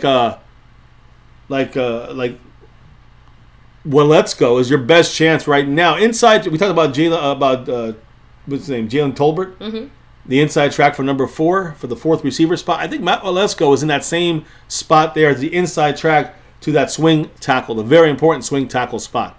So, again, excluding the main 3 tackles, which is Tyron Smith, Tyler Smith, and, of course, Terrence Steele on your screen here doing the workout, who's next? That's a question that's got to be answered. And to me, Matt Weletsko is the question. Is it Matt Weletsko or not? We barely saw him last year. When he was in there, he was playing with an injury, and he did well. Surprisingly for a rookie, I think he did well. But he eventually succumbed, got the surgery, should be good for the rest of his career, hopefully, right? So, to me, guys, not seeing much small sample size from him, but that's a big, big kind of responsibility to entrust a swing tackle when you got Tyron Smith as one of your tackles. That's scary when you know he's the next guy in there when Tyron Smith goes down. So, can we trust him? I personally think Weletsko has potential. That's just me. I think Weletsko has potential, the most potential of the rest of our tackles. I still got to see more. All right? I got to see how he's going to do in the second year of development. Last year he experienced that setback. In the early part of the season, right? They actually experienced it in training camp, and then in the season it happened again. They had to get the season-ending surgery. I'm excited to see how much he has progressed from then. Whether it's with the books and studying, on the field, and he's past the rehab stuff. He's on the field now, so I'm excited to see how Weletsko does. And again, you got to remember, guys, when you see someone like Matt Weletsko, you watch his feet. Fantastic feet. It's more about his play strength, and if it can improve his stance and improve his leverage. If Matt Weletsko can do those things over the last year in this offseason, I think we got ourselves our swing tackle for 2023. But we got to see it, guys. We have to see it. The other unknown commodity, and I think he's lesser on this list, is Josh Ball. Yeah, you can say lesser. Yeah. To me, maybe his best chance might be left guard, but I think he's pretty much off the left tackle, right tackle, swing tackle kind of spot. I also throw in there Chuma Edoga. I want to see what he's got. He's the most experienced of the backups, I guess you can say. So we'll see what he brings to the table there. Now, I'm done with the offensive side. I got 2 quick comments on defense, and we're done for the night, guys. It's a good night here on MCF and for the week as we get ready for training camp. Yes, kicking off. You see it right here in Oxnard, California. The banners are up. Yeah, I can't. The wait is almost over, guys. We made it. We're almost back into the football season. Yeah, and you can see here, this is the field right now, but some of the fans aren't very happy there that live there because of that VIP stage. But either way, guys, banners are up. Cowboys are ready. I got a couple more comments, but do you want to say anything in the chat, or I don't know if there's any comments real quick? Let me see here. Get Money said the answer is keep an eye on trade deadlines. Well, trade deadline's not till October. Trade deadlines. So keep that in mind. But when it comes to the cuts, I think the Cowboys, the clown show, they wait for bargain basement deals. We know the clown show. Hit up the comments. I'm ready. Hit me with a couple before I finish on defense. Let me see. The Lunatic said on a plus. Big Mike has been receiving great player feedback as far as keeping players healthy during training camp and the regular season. Agreed. He's always been good at that. He's been better at that, I think, the last couple of years. Yeah, but the team specifically has improved that Yeah, overall, it's been great. They've spoken about the fact of they love the way McCarthy's kind of game plan's coming. It's quick, it's fast, it's easy. That's efficient for the offense, and we get that down. Getting Money said the answer is keep an eye on trade deadline. I think I touched on that one again. No, I'm That'll just be trying to go October. back. That's way down the line right now. Trade deadline ends in end of October, I think. Middle of October. But yeah, no, we touched on that. Getting Money said his feet are sloppy too. That's what I was saying. Just get that. Look, I think that his feet are probably the best of his abilities there. I think it's more some of the power he uses there. We got to see if he can get better, at least get better in that side of things. Okay. But I do think that that's on the way. I truly do. Now, as I get our OXNARD kind of feel back on the screen here, our background, our backdrop, let me finish up with some defense here real quick. And I asked this question to you, baby. Is there any position out there that we don't have to worry about, I think, right now on defense? And I'm talking about defense because I want to make it easier. All right? So is there any spot out there? I would say we're great at safety. You must be reading my mind, like baby. that was the first one that came to mind for me. Safety is probably the one spot where I feel confident in not only our starters but our depth is just fantastic. Probably one of the deepest spots on the team right now. After J-Ron Curse, Donovan Wilson, Malik Hooker, those are the three starters out there, and we sometimes just use two at times. That's pretty deep, and you also got Israel Mukuamu, and you got Marquise Bell. Even practice squad, Tyler Coyle's not bad he's been playing some run stop situations and special teams. So we got ourselves 5 solid safeties going to be on this team in 2023. But I tricked you there, baby. The safeties is why it makes me. I'm going to throw this out there. Could it make? Because I believe linebacker is a spot the Cowboys are looking at. But because when it comes to starting linebacker with Damone Clark and LVE, you got Micah Parsons at the edge. And you got these guys that play, and I really specify here more J-Ron Curse and Donovan Wilson, that play hybrid linebacker roles. It's kind of an optical illusion. Do we really have a problem at linebacker? Yeah, you could, but when I said this last night, once you go towards seeing a lot of usage by J-Ron Curse, by Dan Quinn using J-Ron Curse or Donovan Wilson as a hybrid linebacker, it relaxes the fear of the linebacker issue, I think. So I think our defense is stacked in cornerbacks, at safeties. I think our defense is stacked at the edge. Interior, I'm sure there's a move we can make, but I'm kind of happy there for now as well. We're going to have to use our guys now. I'm sounding like Jerry Jones. But I think the linebacker spot to me is one of those times where, again, like I said, using our guys is the right answer because we filled in everything else. So when I got to remind our family here that when the Cowboys, the reason why the Cowboys I think are going a little bit light on linebacker, which is could be an issue, right? After true linebacker, off-ball linebackers, LVE and Damone Clark, you got, I guess you could say, hybrid linebacker in Micah Parsons. You got hybrid linebackers in J-Ron Curse and Donovan Wilson. So I just named you guys, 5 linebackers, and then on top of that you got Jabril Cox. You got DeMarvion Overshown, rookie. You got Devin Harper, last year's 6th round pick. I'm just saying. I should just say in general, our secondary is probably deep, not just the safety position. Yeah, cornerbacks as well. Like I said, that's what I'm saying. Like, Trayvon Diggs, Gilmore. Just as we do have a few Lamb, of those guys that Lewis. Have some crossover there too. Well, we're going to talk about that because, again, that kind of leads me into the final thing here, baby, and that is the cornerback spot. That's the only thing I'm looking at. The only thing you got to look at defense here, because even safeties and linebackers, I mean, you make sure nobody gets hurt, of course. I want to see how Jabril Cox is doing and Overshown. That's maybe the most I'm watching there when it comes to the linebacker spot. But I'm looking at, and again, this is Eric Scott Jr., 6th round pick for the Cowboys in the 6th round. Not necessarily him, but it's more about the depth of the linebacker, of the depth of the cornerback position. The 5th cornerback spot. That's how I was trying to lead into it. Trayvon Diggs on one side. Stephon Gilmore on the other side. Deron Bland as the slot nickel corner. And Jordan Lewis rehabbing back a fantastic top 10 nickel cornerback in the slot there. So to me, the next spot is the question. Who's 5th on this list? The Cowboys right now, of course, we're set with our top 4 guys. And of course, Jordan Lewis is going to probably go on the PUP. By the way, more names were announced today on the PUP list. No Terrence Steele, no Tony Pollard, and no Jordan Lewis yet. But we know he'll start off the season that way, guys. when you look at the roster, that means you're gonna get more opportunities for guys out there after Deron Bland to get an opportunity to try to show something. Mm-hmm. Some of these guys got one more chance. So when you look at, to me, a new face out there is number 37, Eric Scott Jr. It's an easy way to slide him in there. He did good in the rookie minicamp, and guess what? I know you guys forgot this, but he was one of the more outstanding backup cornerbacks on the field during the minicamp. So keep an eye on number 37 in training camp as the 5th cornerback. Now, I'm not done here, of course. Right now, again, he to me is in front of Jordan Lewis because Jordan Lewis is not there right now. So you're going to see him get a lot of opportunities.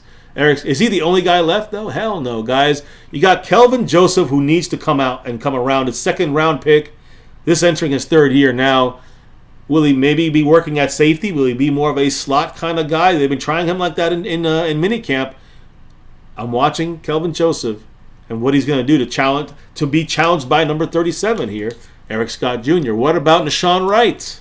Can he turn things around? Dan Quinn's guy, Dan Quinn's pick, Nahshon Wright, long and lanky, still is not kind of coming close to that 3rd-round projection, and both these guys failed miserably last year when they're on the outside replacing the hurt Anthony Brown, and it was a disaster until we finally got Mukuamu in there to help out. And Deron Bland bounced to the outside as an outside guy. And in the slot, no Jordan Lewis, no Deron Bland was on the outside. Israel Mukuamu played fantastic. So that's what you're looking at there.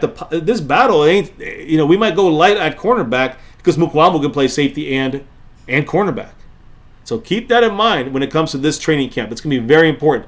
To me, guys, if there's one true roster spot as opposed to a starting spot on this team, just a 53-man spot, it feels like it's going to be a battle in the end for that last spot for Kelvin Joseph and Nahshon Wright. One of them will make it. The other one will not. We'll see, guys. They have the whole camp to try to give them a lot of – hopefully they're going to get a lot of opportunities, a lot of chances to succeed in camp and try not to give up on them before the season begins. Both of these guys are in their 3rd season. We drafted Kelvin Joseph in the 2nd round. The 3rd round, we drafted Nahshon Wright. In the 6th round, we ended up drafting Israel Mukuamu, who was technically a cornerback, our 3rd guy, but the Cowboys listed him as a safety for maybe, reasons of maybe they didn't want to show they were drafting 3 cornerbacks.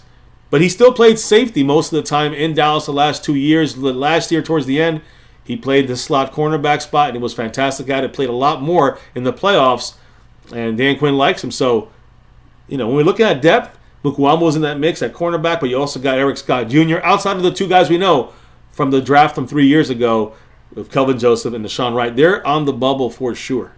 So, I just wanted to throw these comments out there. C.J. Goodwin, I guess, can he be an option for the Cowboys?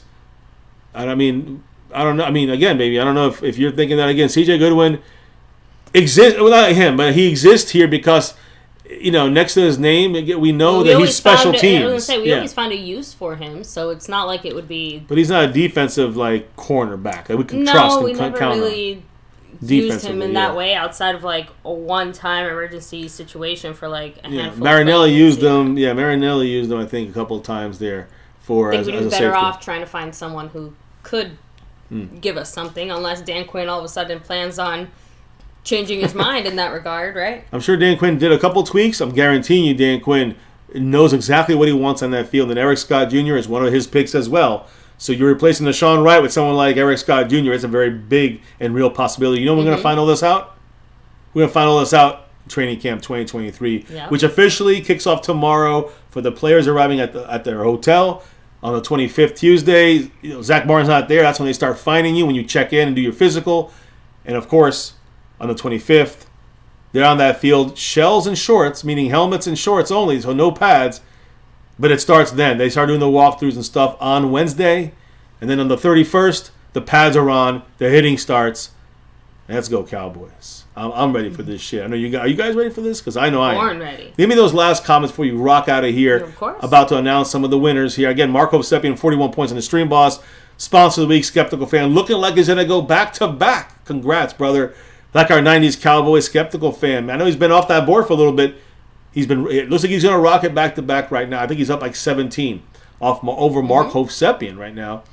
And the other spot is the Cash App side, guys. I'm sorry, the Cash App crown, and that has been represented by who, guys. Mr. Snug X, yes, who's at the top spot right now. But again, he's repping the crown this week. Who's repping it next week? Right now, with the tiebreaker going to Justin Quarles over Snug X because of his membership status. Silver beats navy blue. So that's the way it goes. So Justin Quarles, looks like he's going to win it here at the end of this stream. The only guy left is Jason Renfro, who's about 13 back from first place in the Cash App. By the way, Skeptical Fan said it's my first time back-to-back. Exactly. Not many people do the back-to-back. It's tough to do. It is tough. You did it, brother. It looks like you did it. I don't want to say, because you never know, someone can drop something last second, but he looks like staying skeptical a second week as he's kicking off training camp tomorrow here on MCF and in OXNARD too. So, Skeptical Fan, of course, much love to you. Rolando Rodriguez, take it easy, have a great night. Kenzie Bands, I don't know who that is, but I'm glad you had a great time. Tim Pinnell in the house. Robert Hunt said defense should be excellent. Great players, great scheme. Love it. Yeah. I mean, defense, I'm just looking for better, more of the same from last year, and getting better as we get into the season. Mm-hmm. So, getting money. Bailey Batten. The Lunatic, of course, much love. Yes, the Godfather. Mary Alvarez, have a great night. Let me see, rolling back here a bit. HM. LC Gang, number 2 with fries. Of course, Skeptical Fan. We have Texas Twister, Robert Hunt, Retro Scotty, Frank Moyer, Jaja Banks, Mike Aldana, Asmodeus, and that's as far back as I can go. So I appreciate everybody in the house rocking with us. Cameras on, but now the lights, camera, and action starts slowly tomorrow into Tuesday, and then Wednesday we get it all on the field, and then 31st the hitting starts. We're ready to probably sign someone. Hopefully Zach is back, Zach Martin. And, hey, hopefully, first and foremost of everything, no one gets hurt. No injuries, right? Guys, thank you for rocking with us here. The final week of the off season. Now we're into training camp season tomorrow.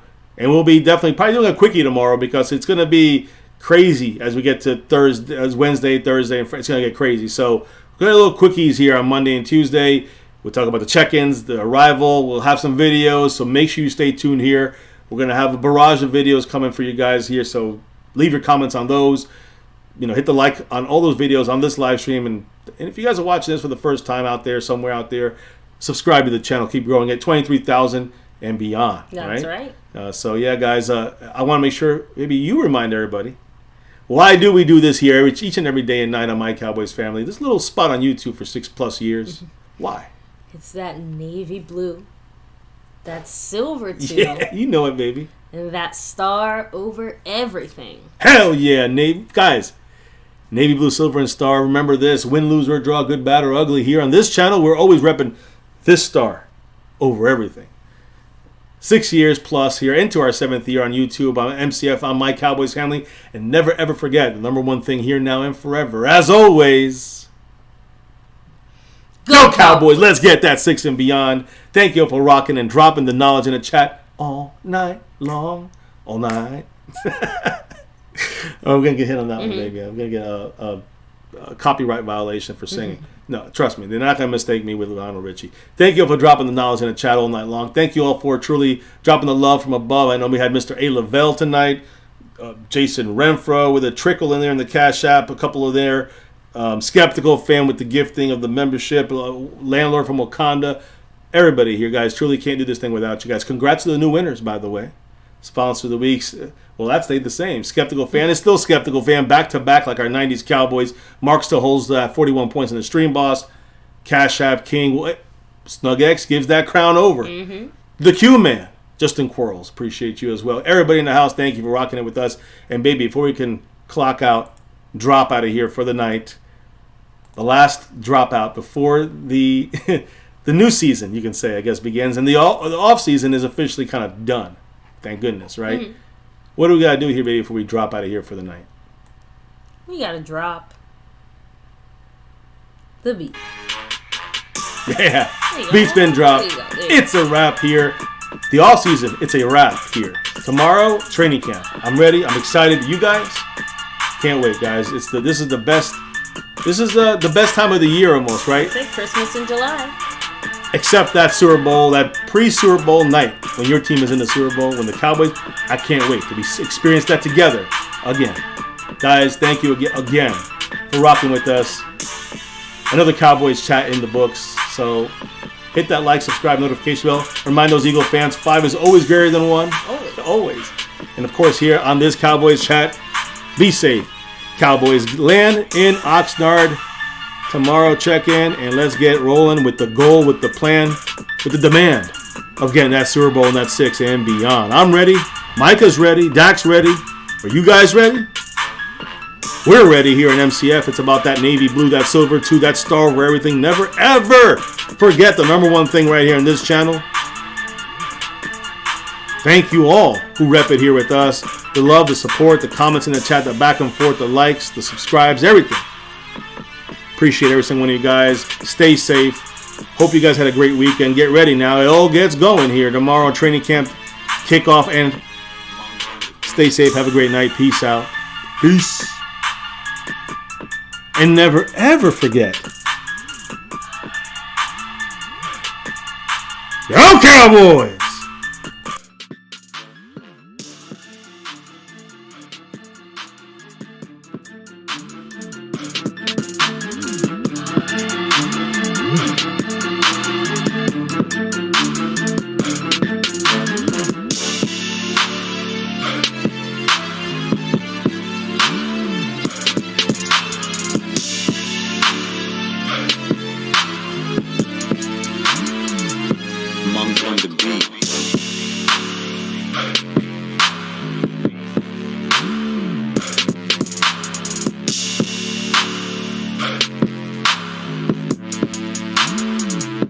Monk on the beat.